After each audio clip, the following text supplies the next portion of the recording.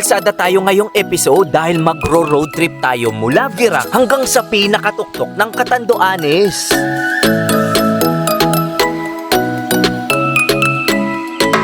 Doon pa lamang sa mismong entrada na sinabi ko sa inyo kung saan yung huling putik na pagdadaanan nyo, paglagpas noon, itong paraiso na agad yung bubungad sa inyo.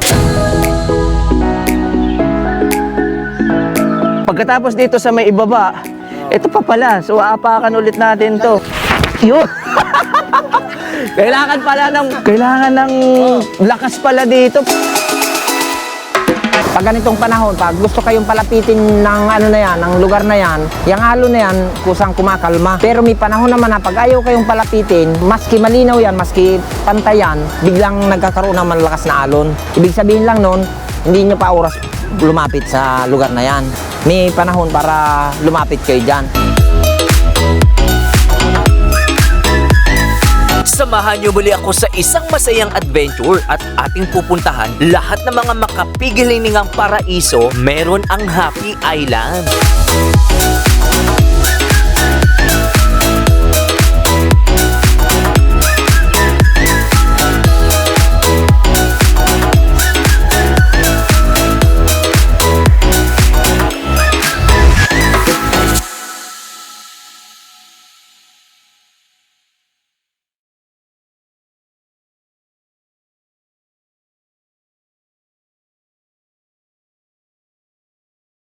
Good morning mga kapo! Welcome muli sa ating panibagong motorcycle adventure. Nung nakarang episode ay pinakita ko sa inyo yung ating ginawang paglalakbay mula sa Camarines Sur patungo sa Albay, dun sa may Mayon Skyline hanggang nakatawid po tayo dito sa isla ng Catanduanes. At ngayong episode naman po ay dito po tayo magsisimula magmotor sa mismong Bato Bridge kung saan matatagpuan dito sa Bato, Catanduanes.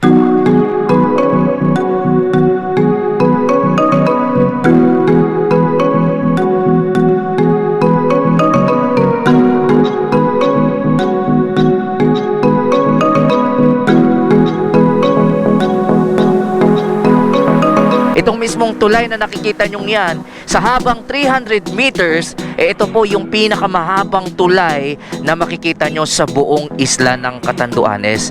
At marami po tayo ditong i-explore, marami tayong pupuntahan, marami akong ipapakita mga nakakamanghang lugar. At para po umpisahan natin itong ating masayang paglalakbay dito sa Happy Island, dito sa isla ng Catanduanes, ano pang hinihintay natin?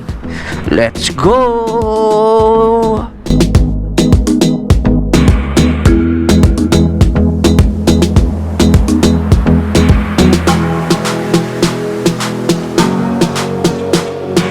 At dahil papunta tayo sa east side ng isla ng Catanduanes, muli po nating dadaanan itong Bato Bridge. Tingnan nyo kung gaano kaganda. Napapagitnaan po tayo ng mga nagagandahang mga puno, ng mga kabundukan, tapos nasa ilalim ng tulay na ito yung pinakamagandang at pinakasikat na ilog dito sa kanilang lugar. Kulang-kulang mga 23 kilometers po mula dito sa kinalalagyan natin, or 40 minutes pa na pagmumotor, yung ating unang destination. Kakanan po tayo dito.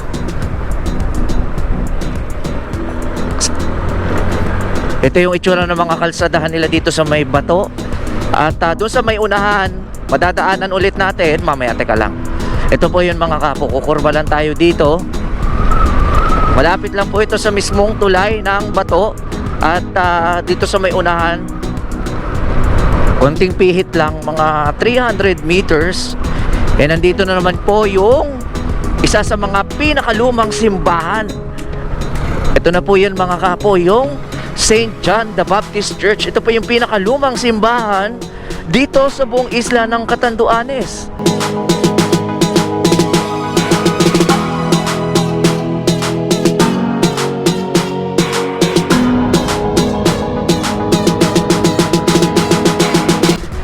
Ayan, tignan nyo.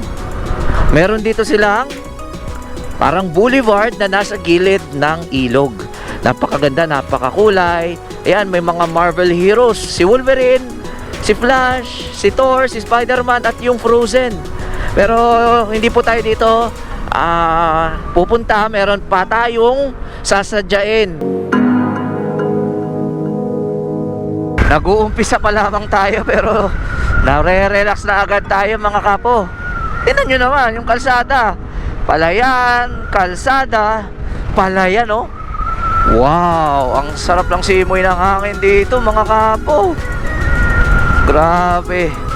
Hindi pa man tayo nakakalayo sa mismong Virac, Catanduanes. Ito yung tanawin natin.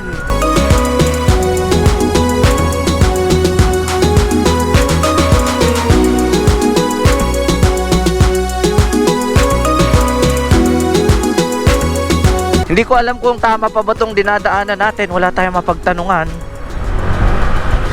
Titiwalaan ba natin si Google Maps?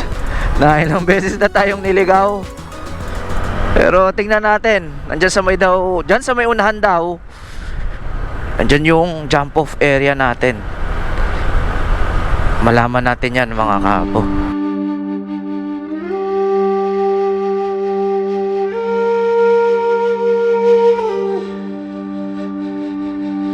Sana tama itong dinadaanan natin. Tama kaya to? Ay, off-road na. Off-road na mga kapo. Uy, tingnan nyo yung dalampasigan nila dito. Uy. Wow.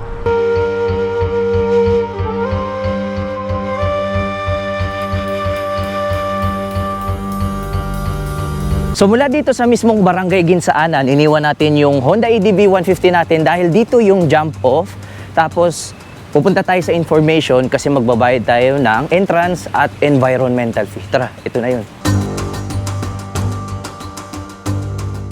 Pagkatapos natin magbayad ng environmental at entrance fee na 70 pesos, dito na magsisimula sa mismong Barangay Ginsaanan, itong mismong dalampasigan nila, yung jump off. So maglalakad tayo more or less 20 to 30 minutes papunta dun sa mismong pakay natin dito.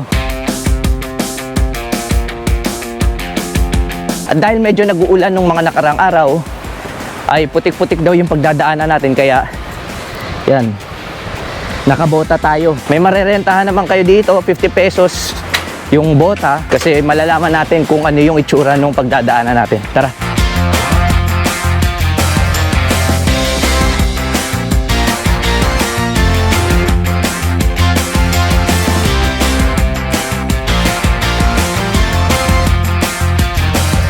At yung magiging kasama natin ngayong tour guide ay si Ma'am Maricris po. Si Ma'am Maricris yung magiging tour guide natin papunta sa ating destinasyon. Ma'am Maricris, sa mga pupunta po ditong mga turista, ine-expect nila ilang minutes ang akyatan? 20 to 25 minutes po, sir. Depende po yan sa bilis po ng lakad. Sa 25 minutes po, kung hindi po maputik ang daan, so kasama na po doon yung pahinga. Nag-uumpisa pa lamang tayong mag-explore dito sa may Catanduanes. Adventure agad tong susuungin natin. Dito tayo dadaan sa gilid ng dalampasingan. Medyo mabato nga lang. Kailangan natin humawak talaga. Katulad niyan, pagdadaanan natin itong gilid ng bato. Meron naman kayo mahahawakan dito mga kawayan. Pero sa gilid tayo dadaan. Dito rin tayo pupunta at dito rin daw tayo babalik.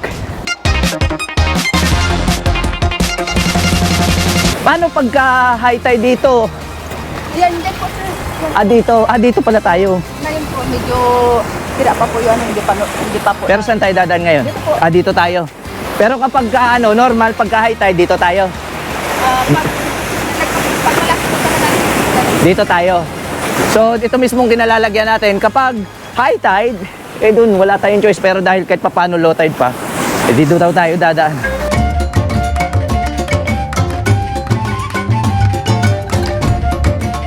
Meron tayong mga pagdadaanan dito, mga tumumbang puno ng kahoy, dulot ng mga nagdaang mga bagyo. Katulad nito. At abuti na lang talaga, may pwedeng makarenta ng mga bota kasi may mga putik tayong pagdadaanan.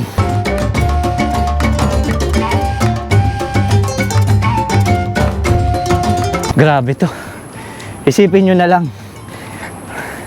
Unang destination natin, Yun yung dadaanan natin dito. Maputik, pero kakayanin nyo naman, sigurado ako.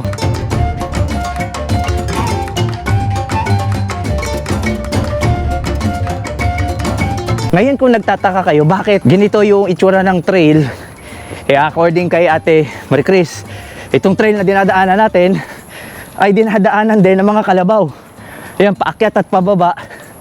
Kaya medyo lusak-lusak o wasak-wasak yung dadaanan nyo.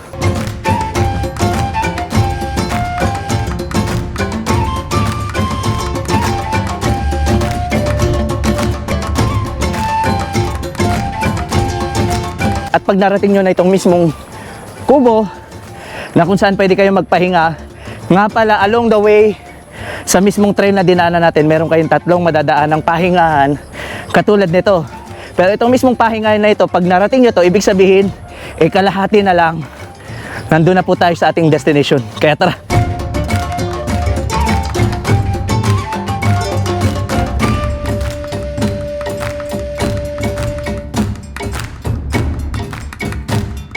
Nandito na tayo sa huling parte ng mga mapuputik na trail kung saan wala ng 2 minutes mararating na natin yung ating destination. Kunti na lang mga kapo, pagdadaanan lang natin to. Oops. Let's go. Kunti na lang.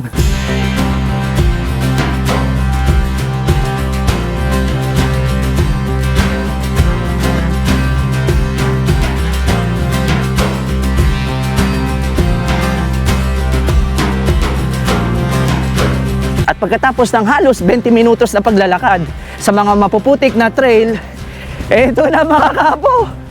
Nandito na tayo sa pinakabungad ng, tingnan nyo, ito na yung Binurong Point.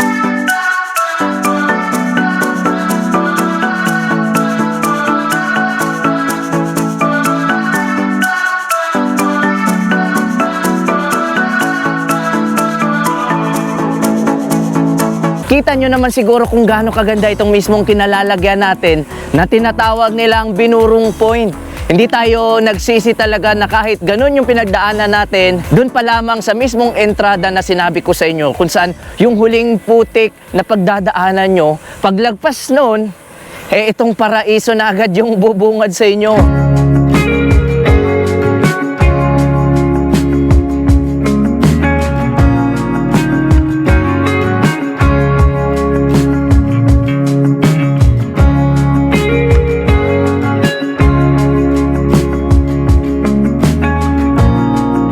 We are so blessed dahil kung kanina, nung pag-alis natin sa may Virac, Catanduanes, halos bagyuhin tayo. Sobrang lakas po talaga ng ulan kanina dahil itong mga buwan ng Enero po, meron po ngayong shear line na tinatawag na kung saan nagsasalubungan yung mainit at yung malamig na hangin. Dahil itong mismong nasa ating likuran, Pacific Ocean na po yan. Kaya kung mapapansin nyo dito, yung mga alon na humahampas sa mismong mga bato na nandito sa mismong tinatawag na Binurong Point, talagang malalakas yung hampas at yung hangin, talagang malakas din at hindi biro. Pero ganun pa man, sa kabila ng lahat, kala ko nung una hindi talaga tayo makakarating dito sa mismong kinalalagyan natin. Pero thanks God, tingnan nyo naman kung gaano kaluntian at kung anong paraiso naman yung nadatnan natin. Tingnan nyo yan, no? Tingnan nyo, puro green o luntian yung nandito.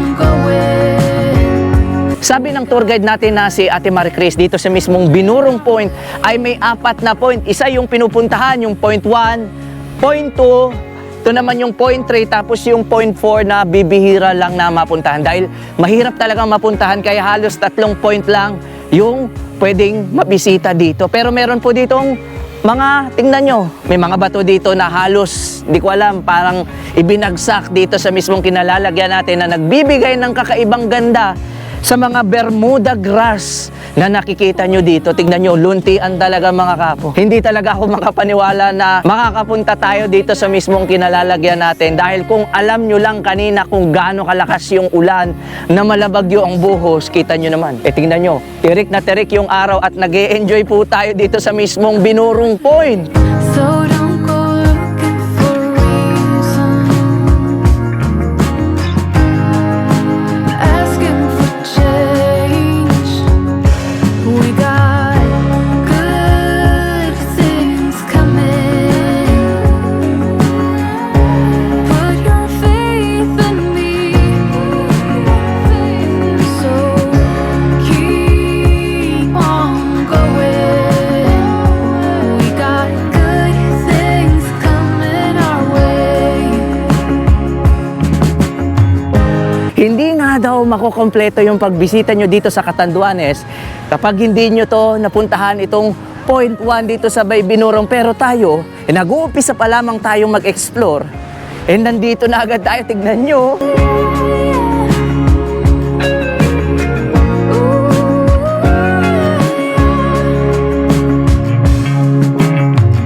One word to describe Binurong Point. Paradise. Sa haba ng biniyahe nyo mula Cebu, sulit po ba? Yes, worth it. 100%. Kahit nagaganito yung paanan namin. Kamusta naman po yung putik? Ang ganda. Ikaw yung napagandaan mo, nakapag-boots ka. Kami, natagalan kami sa paglakad kasi nakachinelas lang kami. Pero worth it yung lakad namin galing doon hanggang dito kasi nakita mo yan? Walang ganyan sa Cebu. Good things coming our way. Don't go looking for reasons, asking for change. Grabe ito, pababa na tayo. Kailangan natin magdahan-dahan kasi medyo matarik pababa. Tingnan nyo naman yung mga bato na humahampas yung alon, ang tataas ng talsik. Teka, dito tayo. Dahil medyo madulas yung bota natin, kailangan sureball tayo dito.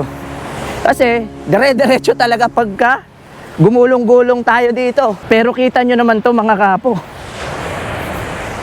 Kaya naman pala, pinupuntahan to ng maraming turista itong mismong Point 1. Tingnan nyo!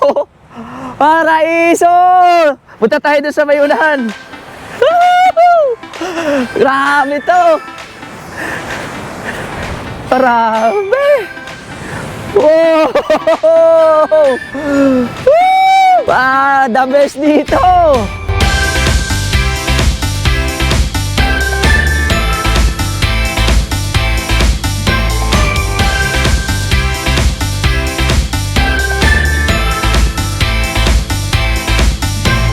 Pagdating nyo dito sa mismong Binurong Point, tignan nyo yung mga alon, no? Meron tayong pupuntahan dito na halos nasa ibaba na yung alon. Grabe to! Paraiso! Ito yung isa sa mga magagandang lugar na pwede nyong bisitahin kapag nagawi kayo dito sa Catanduanes. Wow! The best! Woo! Grabe yung mismong kinalalagyan natin na halos rinig na rinig natin yung dagundon, yung paghampas ng alon dito sa may mga bato ng Binurong Point.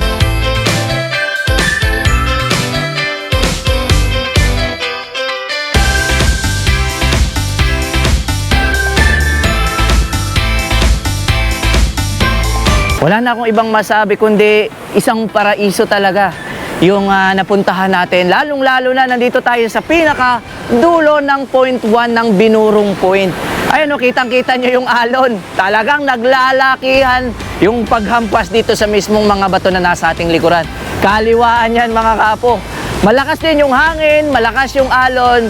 Typical lang po yung mga ganito dahil tulad nga na nasabi ko, Pacific Ocean. At katulad nung sabi ng mga turista na galing pa sa Cebu, kung i-describe itong mismong kinalalagyan natin sa isang salita lamang, yun po ay paraiso.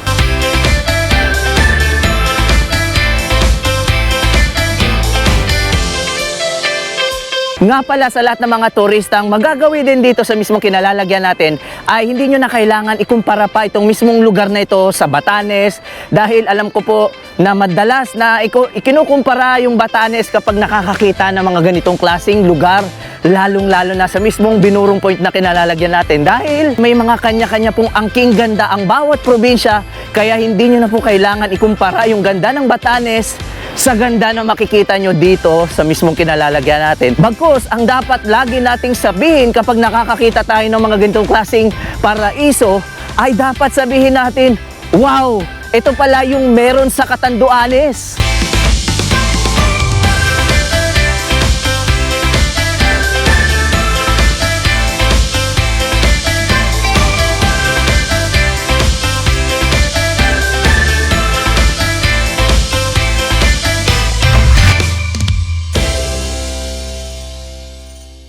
Kita nyo naman kanina, dun sa may Binurong Point. Grabe.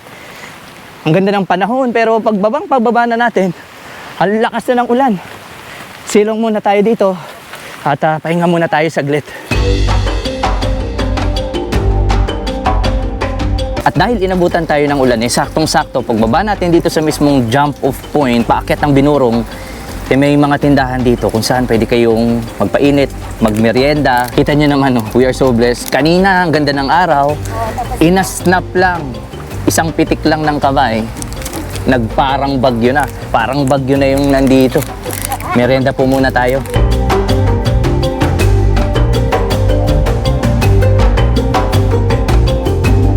At habang nagpapatila tayo ng ulan at kung sakaling naghahanap din kayo ng mga souvenir katulad nito, meron dito sa mismong jump off point na mga tinitindang sombrero at kung ano-ano pa.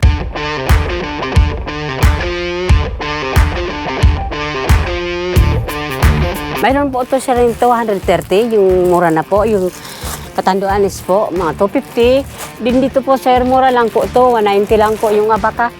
Oo. Gawa po to sa abaka. Ito po sir, Binurong po, 200. Tapos ito sir na sling bag, 150 lang po. Ito po mga 150 na po mga sombrero, tsaka towel. Full sabli po sir, 320. Full sabli po yan. Ito po sir, na cotton sir, 270. Marahil sa mga biyaherong katulad ko, kapag nagagawi kayo sa isang lugar, naghahanap kayo ng ref magnet.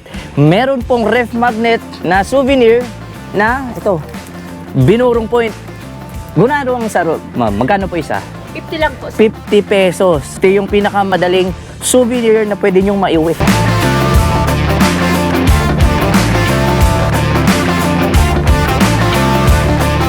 At dahil pabago-bago yung klima na nararanasan natin dito sa mismong Binurong Point, kung kanina kitang-kita nyo naman, clear sky, napakaganda ng init, maaliwalas. Pero nung sa kalagitnaan pagbaba natin dito sa mismong jump off, bumuhos yung malakas na ulan. Buti na lamang at may mapa na ibinigay yung tourism office ng Catanduanes dun sa may Virac. At alam natin kung saan yung plano dahil paiba-iba yung panahon, hindi natin sigurado kung mapupuntahan natin ng maayos yung bawat lugar. Pero nandito tayo ngayon sa Binurong Point. Ngayon, ang target natin, makarating man lang kahit ngayong araw hanggang Puraran. Pero makikita pa natin at malalaman pa natin yung sitwasyon ng panahon kasi init, ulan, tapos umuulan talaga ng malakas.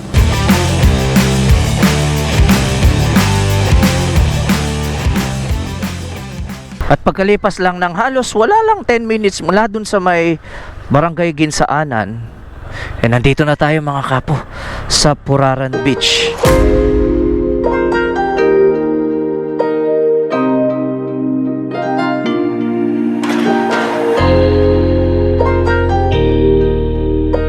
Sakto pagpasok natin dito sa mismong Barangay Puraran, yung binayaran nating environmental fee na 70 pesos ay pagdating nyo dito hindi na po kayo magbabayad dahil yung 70 pesos good for 3 days na yon kahit saang destination dito sa mismong bayan ng Baras sa Catanduanes. At dahil itong mismong pupuntahan natin ay parte pa rin ng Baras, parehas pa rin, hindi na kayo magbabayad ulit ng additional environmental fee. Tingnan nyo itong kalsadang pagdadaanan natin mga kapo. Medyo steep. Tingnan yung kalsada Grabe. Yun nakikita ako na agad dito yung mga malalaking alon. At ito yung iconic na kalsada nila dito. Wow! Di ba?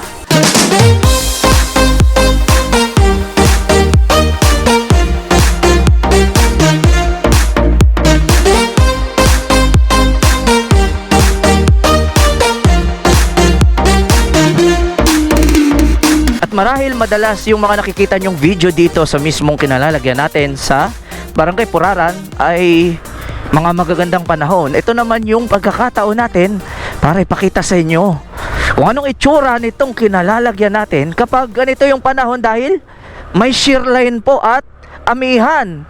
Ito na mga kapo, andito na tayo sa Puraran Beach.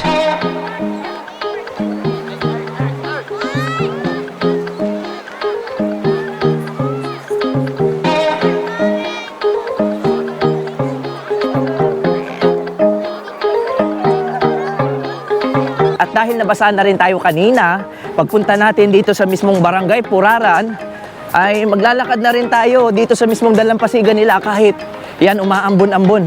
At para magkaroon kayo ng idea kung ano itsura ng kalidad ng buhangin nila dito, tara, dako tayo. Ayan, no? Tingnan nyo, grabe. Golden brown. Tapos yung mga rock formation na yan, no?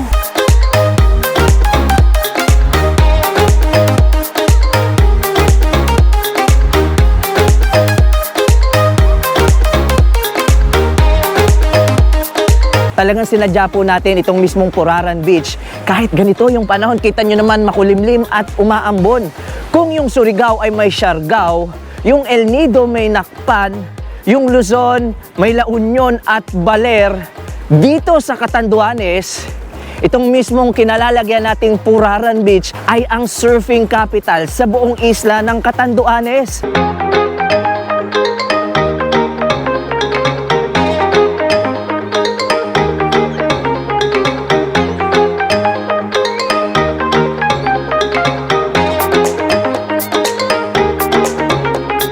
Kaya mapapansin nyo mula dito, yung mga malalaking alon na gustong-gusto ng mga surfer, kaya ito dinadayo din. Katulad ng mga iba't ibang mga surfing spot sa buong Pilipinas. Tingnan nyo, mula doon hanggang doon mga kapo. Ang lalaki ng mga alon.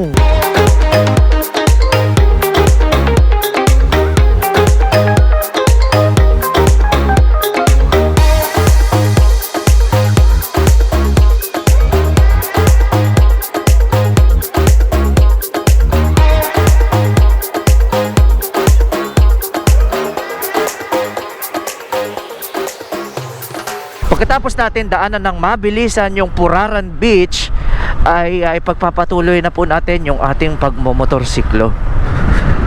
Andito na tayo sa may Barangay Bentikayan at mga kulang-kulang 2 hours pa yung ating susunod na destination.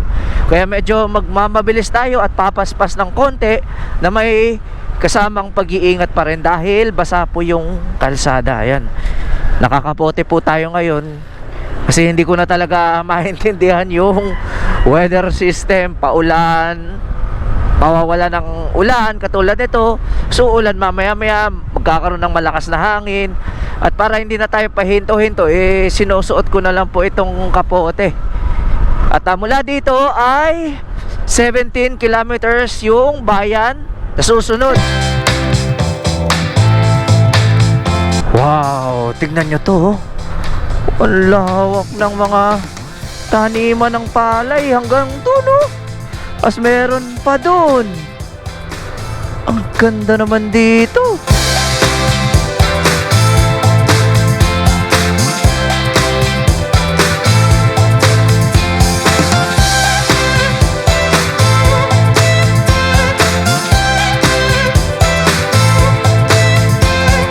Kakapasok lamang po natin ng bayan ng Gigmoto at pinagdadaanan natin yung mga twisties road. Hindi rin biro yung mga kurbadahan nila dito. Ayan, may mga bundok din sila dito. At sunod-sunod talaga yung mga kurbadahan dito. Habang pinagdadaanan natin tong mga kurbada, nasa gilid po tayo ng bundok. At meron tayong matatanaw na mga dagat. Ayun, oh, nandun, may dagat, oh. Tingnan nyo yung dadaanan natin dun sa may unahan. Ahon na naman yan, oh. Kurbada, tapos aakyat, tapos nasa gilid ng bundok. Ayan, oh. Grabe. Kakaiba rin pala mag road trip dito sa may Catanduanes. At least kahit papano kung sakaling gagawin nyo rin tong ginagawa natin, na mag road trip din kayo paikot ng isla ng Catanduanes, ay may idea na kayo sa mga kalsada. Sementado naman po dito at wala na po kayong aalalahanin pa. Makakapag road trip kayo ng maayos. Tingnan nyo yung mga kurbada. Ayun, oh, aakyat tayo doon.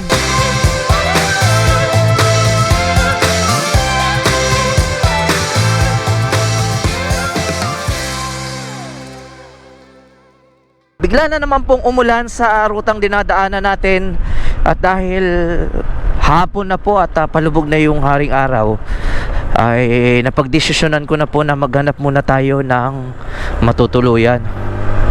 Hindi ko na rin alam kung nasa na tayo. Kakalagpas lang natin ng bayan ng Gigmoto at hanap tayo ng kilometer marker para malaman natin yung susunod na bayan. Pero nandito tayo sa, ayan, meron I Love Sikmil. Contingency plan na po yung gagawin natin. Aray ko po, para hindi tayo mahirapan, kasi hindi ko rin alam kung meron tayong mahahanap na matutuluyan.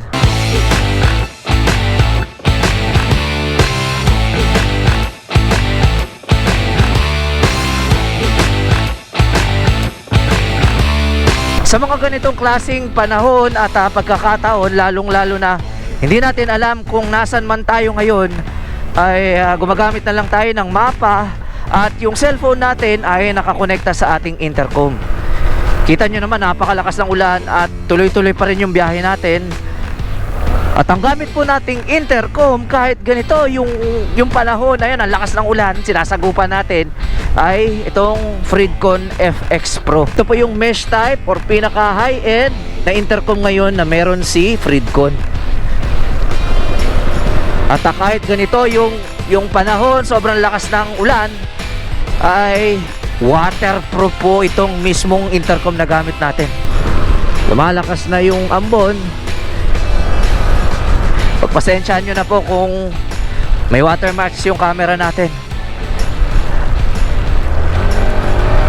Ang ganda sana dito. Teka lang, dahil wala tayong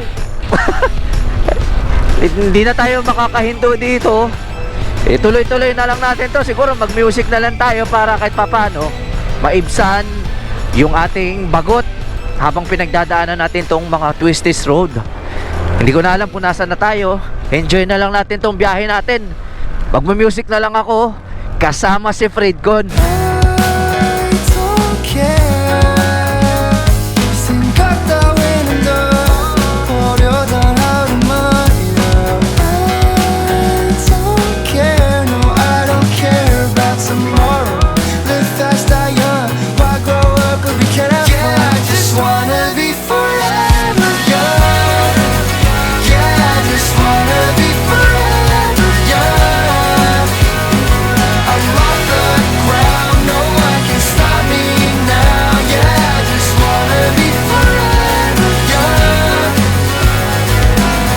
아직 우리 young and reckless 어른이 된다는 건 주는 것보다 더 싫은가 I don't wanna know 어딘지는 몰라도 고민보다 고슬하는 남도 벗어나 난 춤이 낮출래 all night. Grabe, lakas ng ulan at hindi natin alam kung saan tayo makakahanap ng bahay. Nandito na po tayo sa bayan ng Bigay. Tinutuloy-tuloy natin yung biyahe mula dun sa may Gigmoto. Ay, teka, ano to? Function Hall Lodge. Uy, sakto, meron tayong nahanap dito. Tanungan natin to. Dito na tayo magpalipas. Anong oras na din kasi? Tao po. Sana meron tayong kwarto man lang. Hindi na tayo pagpahinga mga kabo. Grabe, pagod na tayo. Kita nyo naman yung ulan. Gandang hapon po. May kwarto po para sa isa. O sige po. Meron tayong nahanap. Pwede na to mga kapo. 500 pesos. Matutulog tayo. Ay, grabe. So dito muna tayo magpapalipas ng gabi. Tapos pahinga muna tayo. Kita nyo naman, ang lakas ng ulan. Tapos bukas na natin ipagpatuloy ito.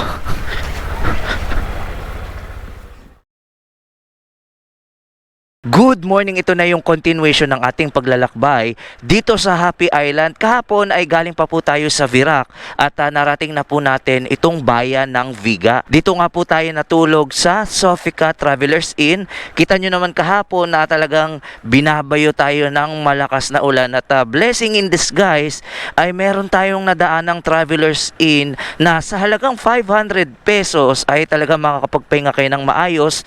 Pwede po ito sa Maselan dahil malinis, maganda at talagang makakapagpahinga kayo ng maayos. At mula po dito sa mismong bayan ng Viga ay pagpapatuloy na po natin yung ating pagmomotorsiklo. Marami pa po tayong pupuntahang mga lugar. At para po umpisahan nating muli ang ating masayang paglalakbay dito sa Catanduanes, ano pang hinihintay natin? Let's go!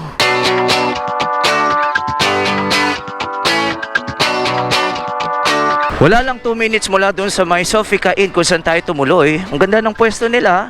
Nasa gilid lang ng kalsada tapos napapagitnaan siya ng mga rice field. Nandito na po agad tayo sa bayan ng Viga. Magpapagas muna tayo. Ay grabe. Grabe, tingnan nyo naman. Kung yung presyuhan ng gasolina doon sa may Tabaco Albay 53 pesos, tingnan nyo. 90 pesos, 0.78 yung premium gasoline. Halos magdoble. Pagas po, pula.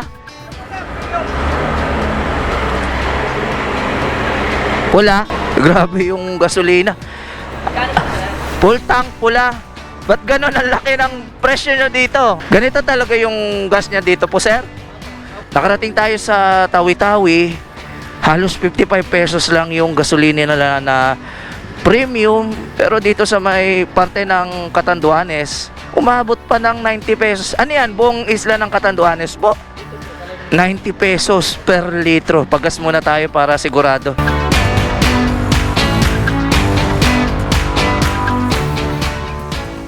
Wow, kakalagpas lang natin ang bayan ng Viga. Pinagdadaanan na naman natin to. Scenic road na naman. Puro rice field. May mga bundok sa gilid.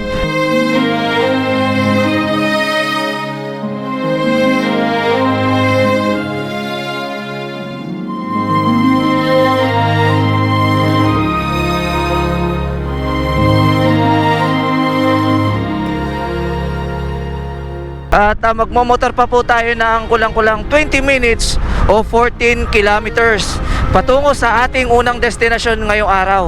Samantalahin po natin na maganda pa yung panahon. Ayan o, may araw na po. Rekta na po tayo sa ating susunod na destination. Tingnan nyo yung mga kalsada o tingnan nyo yung mga tanawin. Wow!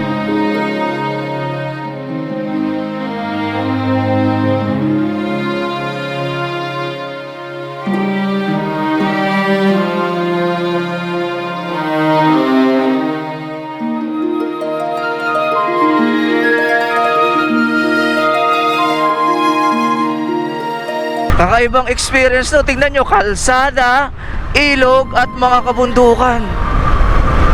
Wow! Grabe to! Nag-uumpisa pa lamang tayo. Ayun, tingnan nyo yung ilog. Boom! Ganda! Nag-enjoy talaga ako sa mga ganitong klaseng mga kalsada at tanawin. Nag-uumpisa pa lamang po yung araw natin. Ganito na agad yung mga nadadaanan natin. Tingnan nyo to.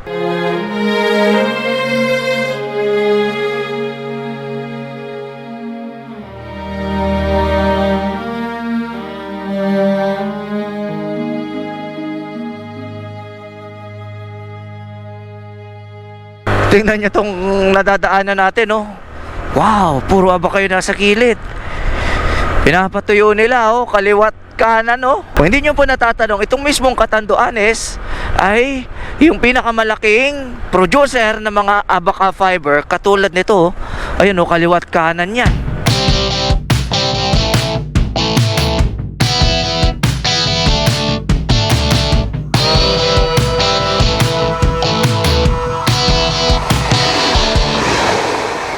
Ang dami oh, nasa gilid lang. Pinapatuyo po nila yan.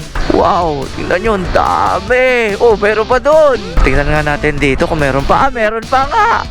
Ang dami mga apo, tingnan nyo. Wow, o diba? Ang dami mga baka dito.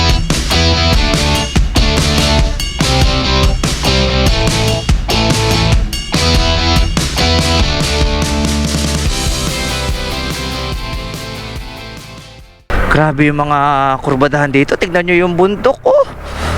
Ang lalim ng kurba. Ayun na yung haring araw. Sana kahit papano ay makapagpalipad tayo sa mga gagawin nating paglalakbay ngayong araw. Medyo may araw ngayon. Mamalaman natin mamaya, mga bandang hapon, bandang tanghali, kung may araw pa rin ba. Pero sana magtuloy-tuloy yung pagsikat ng araw dahil pahinto-hinto kasi po tayo. Lalong-lalo na kapag sa mga ganitong klaseng kurbada, nahihirapan tayong magmaneho. Umuulan. Tapos hindi tayo makapagpalipad ng drone. Kalipas ng halos 14 kilometers mula doon sa may Viga, narating na ata natin mga kapo. Ito na yung ating susunod na destination. Welcome to Summit View Park.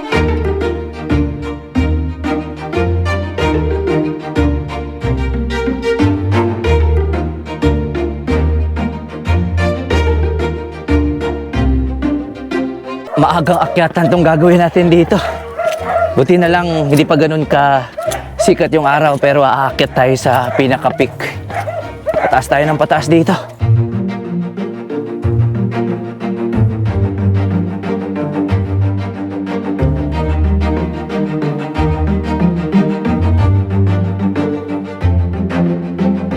Saglit na akyatan lang naman yung pagdadaanan nyo. Magbabayad kayo ng 20 pesos. Tapos, wala nang 2 minutes. Nandito na tayo mga kapo. Ito na yung Mount Summit View Park.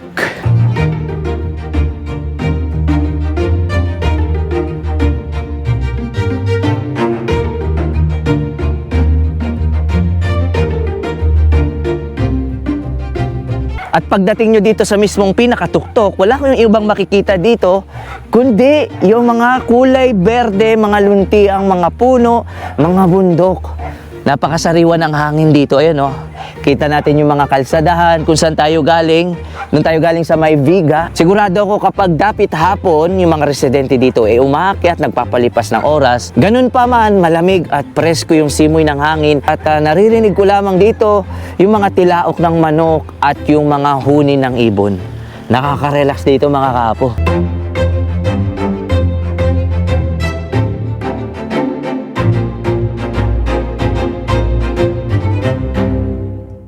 At dahil nabanggit ko sa inyo na itong Catanduanes ang #1 producer ng mga abaca fiber, meron tayo ditong nadaan ng mga nag-harvest ng abaca. Good morning po! Pagkatapos nyo ihagot, ilang araw nyo po ipapatuyuin? Halimbawa, natingkad yung init ng araw, tuyo agad. Paano po yan tayo nung mga nakarang araw ay talagang sobrang lakas ng ulan? Paano yung mga ganito? Okay lang? Naantay lang pong matuyo.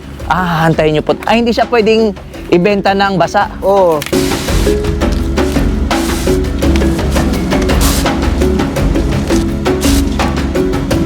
Dito po sa amin, 50 lang po ang kilo nito. Pero pagdating po nito sa Birak, 53 lang po.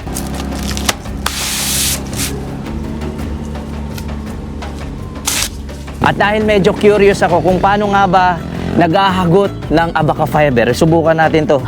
Kapak tayo dito. Tama ba? Pag ganyan. Tapos hihilahin ko. Ano ba? Kailangan ko ang tawag nyo po dito? Kawit. Kawit. Ito yung parang panghila sa abaca. So, Ganyan. pagkatapos dito sa may ibaba, ito pa pala. So, aapakan ulit natin to. Lagyan mo sir na maayos sa ibabaw. Ito pa. Ay, ba? Yun. Kailangan pala ng purong lakas dito kaya saludo kay Kuya Jerome. Hindi biro dahil first time natin at na-curious tayo kung paano hinahagot itong abaca fiber. Saludo po ako sa lahat ng mga abaca farmer dito sa may Catanduanes at yung mga naghahabi katulad ni Sir Jerome. Grabe, hindi biro yung Dito po sa maghabi nito.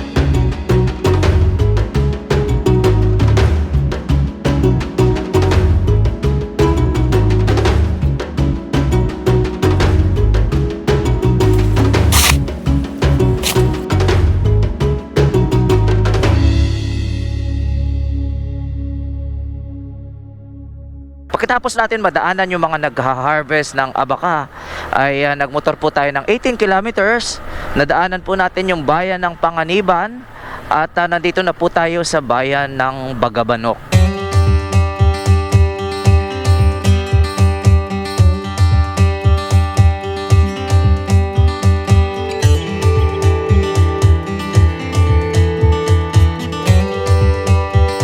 At dito sa mismong kurbadahan, ayan, meron ditong nakalagay, thumbs up, bakak. Ito yung pupuntahan natin doon sa may baba. Tara, kakaiba itong ipapakita ko sa inyo dahil, kukurba muna tayo. Dahil yung Hugis Rock Formation or isla, medyo skandaloso. Mamaya papakita ko sa inyo.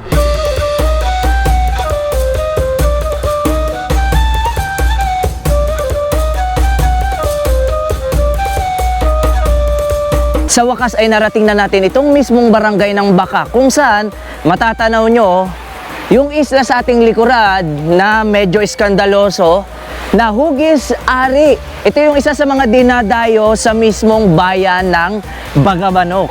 Ayan yun mga kapo.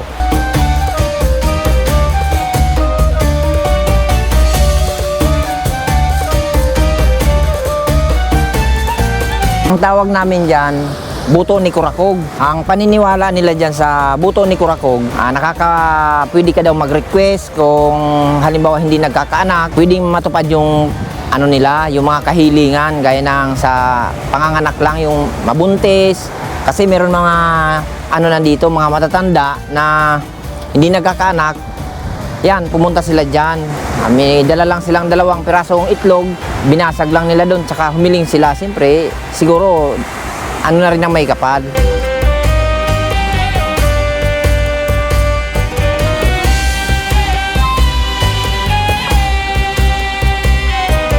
Pag ganito kasing panahon, medyo mahirap pumunta dyan. Kaya pag summer, araw-araw, laging may pumupunta mga dayuhan dito para bisitahin lang yung lugar na yan.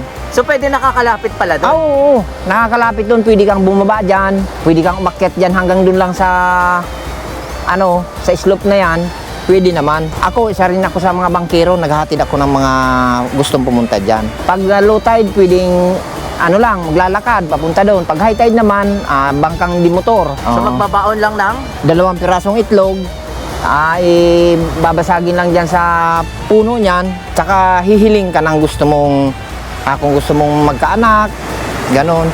Marami ng kwento yan na natupad. Kaya malimit silang puntahan, malimit yung puntahan.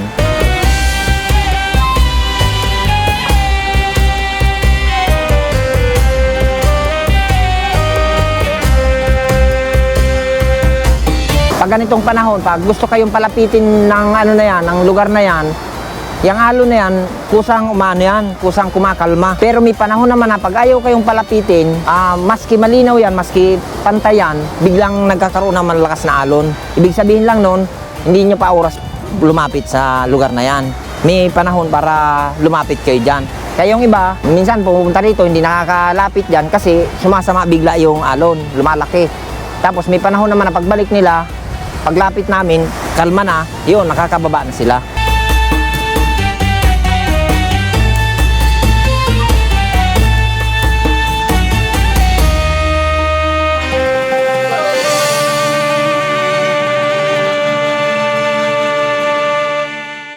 Matapos po nating bisitahin yung talagang dinarayong tourist destination dun sa may Bagabanok na buto ni Kurakog, ay pagpapatuloy na po natin yung ating pagmumotorsiklo. Mula po dun sa may bayan ng Bagabanok ay nagmotor tayo ng halos 30 minutes at narating na po natin itong isa sa mga unang barangay dito sa may Pandan, Catanduanes, at pinagdadaanan ulit natin itong mga kurbadahan paakyat sa mga bundok. Ayan, tingnan nyo yung mga twisties, oh. Hindi rin tayo makapagpaspas dahil may mga tubig at may mga lumot. 20 minutes na lang po, mararating na natin yung ating destination. Pero sa ngayon, pinagdadaanan natin, nasa taas na naman po tayo ng bundok. Tingnan nyo tong mga kurbada na to. Sa may unahan, malayo turn na naman yung kurba. Ayun, ang taas natin, oh. Tingnan nyo to. Kukurba tayo dito mga kapo. Ayan, oh, grabe. Ang lupit ng kurbada na to. Oh, mantaas natin. Tignan nyo yan. Wow.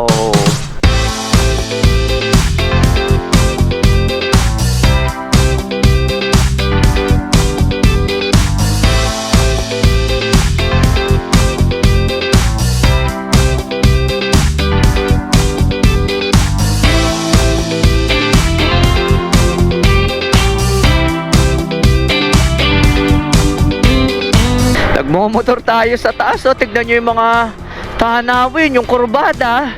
Eh, halos tanaw natin yung dagat na may humahampas na alon. Grabe to. At kahit papano, nagkaroon tayo ng pagkakataon na makapagmotor at maganda yung panahon. Wow!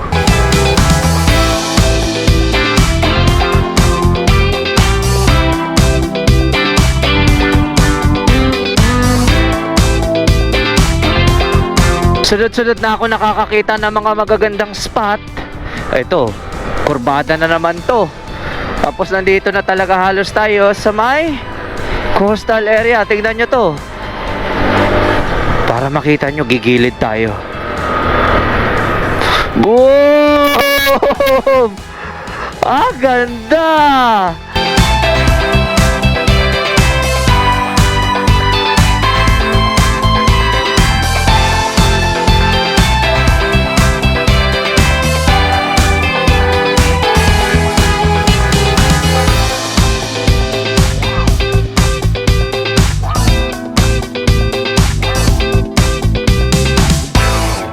Pagkatapos natin daanan yung mga magagandang spot, ay kakahanan tayo dito sa Barangay Hiyop. Mula dito ay 2.6 kilometers or 5 minutes na lamang yung layo sa ating susunod na destination. Tara, silipin natin ito. Matagal-tagal na rin mula nung nakapagmotor ako dito, mga kapo. At dahil nakabalik tayo dito sa may Catanduanes, bibisitahin ulit natin to. Tingnan nyo yung mga tanawin dito. Wow! Unti-unti na naman tayong umaakyat. Papunta tayo sa pinakadulo. Ito yung itsura ng kalsadahan nila dito. Habang umaakyat tayo ng umaakyat, woo! Ayun o! Nakikita nyo yan? Doon tayo pupunta sa dulo.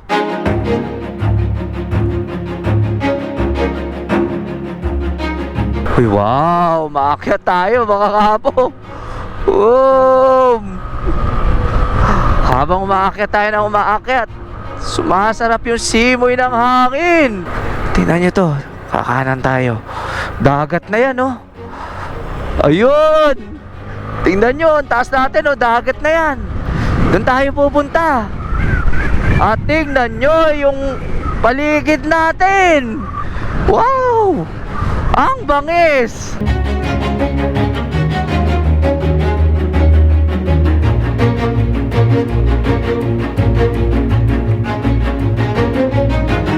Eto na tayo, mga kapo. Kalipas ng halos 3 taon, narating muli natin itong paraiso ni Honesto.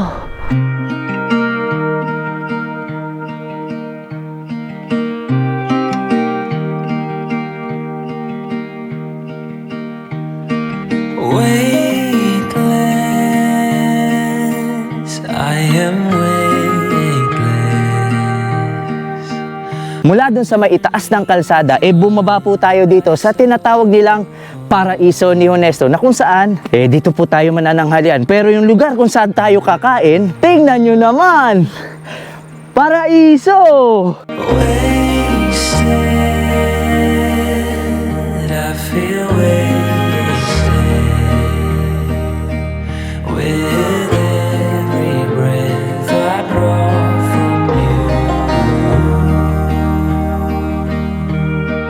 At dahil wala pa po tayong tanghalian, pasado 2:00 na ng hapon, dito na po tayo kakain. Kita nyo naman, dagat na agad yung nasa likod natin.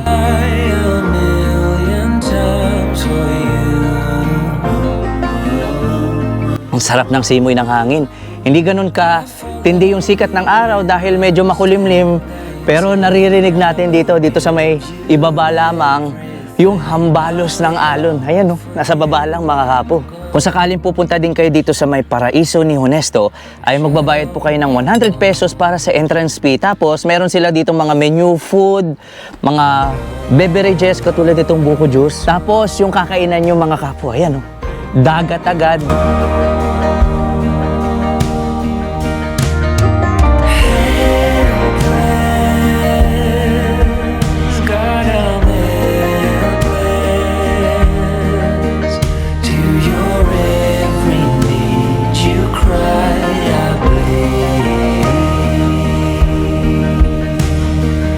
Napakasarap kumain sa mga ganitong klaseng lugar.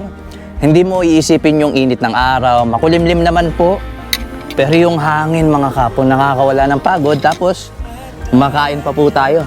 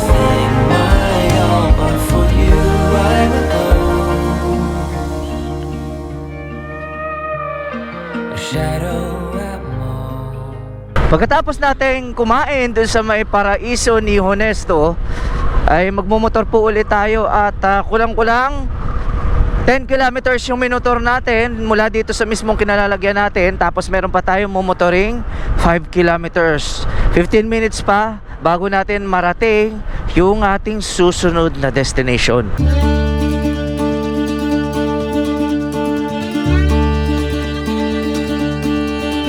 Ito yung itsura ng mga kalsadahan nila dito. Sementado naman po kahit papano.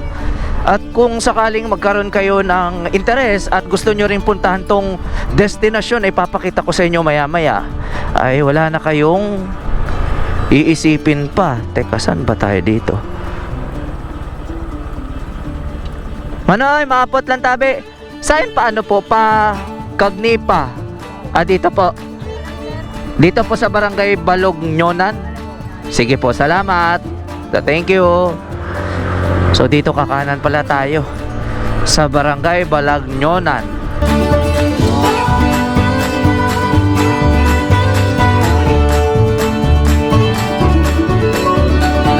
Tingnan nyo to dito sa may itaas mga kapo. Tingnan nyo itong nice pata natin. Ayun na oh. Aakyat tayo dyan. Oo, eto na. Papalapit na tayo mga kapo. Ahon, ADV! Boom! Pumiyok pa ako. Ang ganda! Wow! Tignan nyo yan! Sabayan, pumiyok pa ako kanina. Sobrang excitement ko sa tuwing nakakakita ako ng ganitong lugar.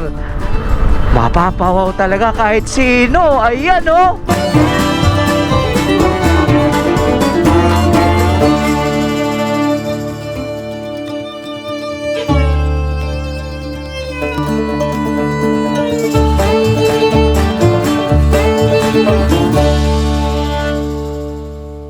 Para makita natin yung pakay natin dito sa mismong lugar na ito, mag-hike na naman tayo ng 15 minutes patungo sa destinasyon natin.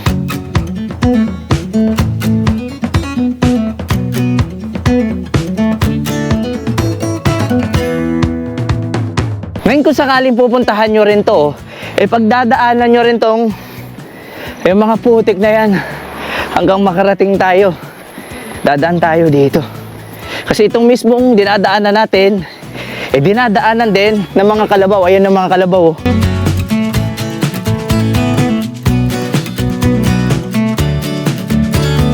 Malamang kitang-kita nyo sa mismong nilalakaran natin. Tingnan nyo yung lunti, ano. Yung dagat. Papunta pa tayo, aakit pa tayo dun. Kunti na lang. At pagkalipas lamang ng halos 10 minutong paglalakad, tingnan nyo, ito na yung tinatawag nilang Cagnipa Hills. Tingnan nyo, oh.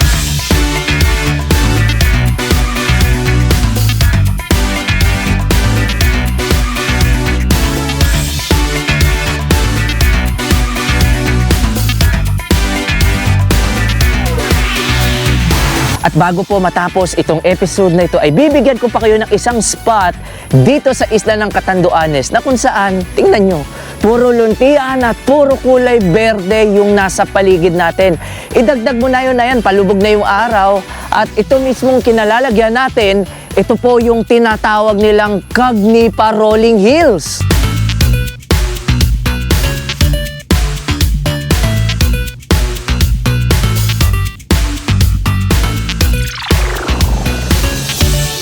Napakarami pong mga spot ang pwede nyo matagpuan dito sa mismong kinalalagyan natin na tinatawag na Cagnipa Rolling Hills.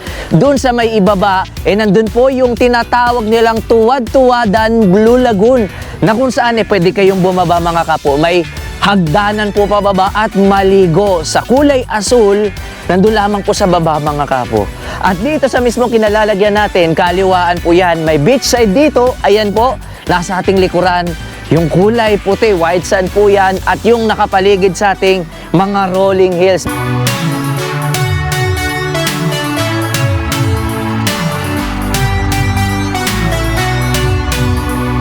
Isang napakaganda ang ating nakita at napuntahan na naman dito sa isla ng Catanduanes. Kita nyo naman dito humahampas yung napakasariwa at preskong simoy ng hangin. Palubog na pa yung araw ngayong mga oras na ito at makikita nyo naman sa ating likuran yung bato at yung mga alon na humahampas sa gilid nitong dalampasigan na to. Grabe mga kapo, ang ganda. Asahan nyo sa mga susunod na buwan at taon ay mas mapapaganda pa lalo yung lugar dahil nilalagyan na po ng payag-payag or yung waiting shed at kung sakaling gusto niyo naman maligo katulad ng sinabi ko sa inyo dahil may lagoon sa baba na tinatawag na Tuwad-Tuwadan Blue Lagoon may hagdanan na po pababa. Pero kapag nandito po kayo wala kayong ibang gagawin kundi damhin yung simoy ng hangin at yan, i-enjoy yung tahimik na lugar. Napakaganda ng lugar dito mga kapo at sana mapuntahan nyo tong mismong kinalalagyan natin.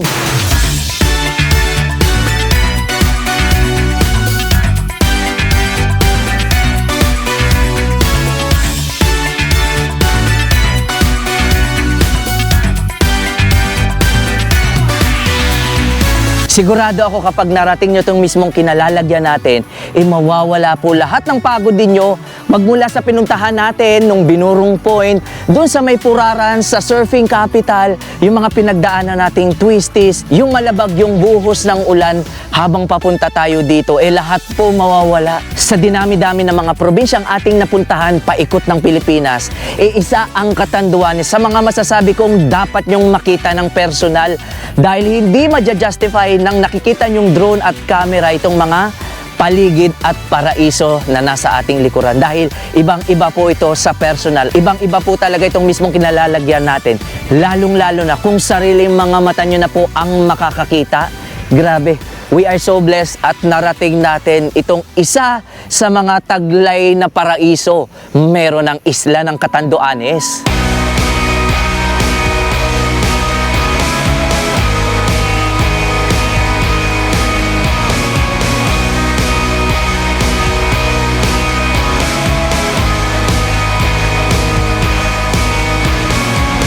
Naway nagustuhan nyo po yung ating ginawang paglalakbay dito sa isla ng Catanduanes. At kung mahilig po kayo sa mga ganitong klaseng travel adventure, ay baka naman po pwede ako makahingi ng isang subscribe mula po sa inyo. Napakalaking tulong po ng isang subscribe ninyo sa ating munting channel. At para lagi na din po kayong updated kapag nag-post ako ng mga bagong adventure dito sa YouTube. Asahan yung hindi pa po dito nagtatapos dahil marami pa po akong mga pupuntahang mga lugar at mga malalayong probinsya dito sa Pilipinas.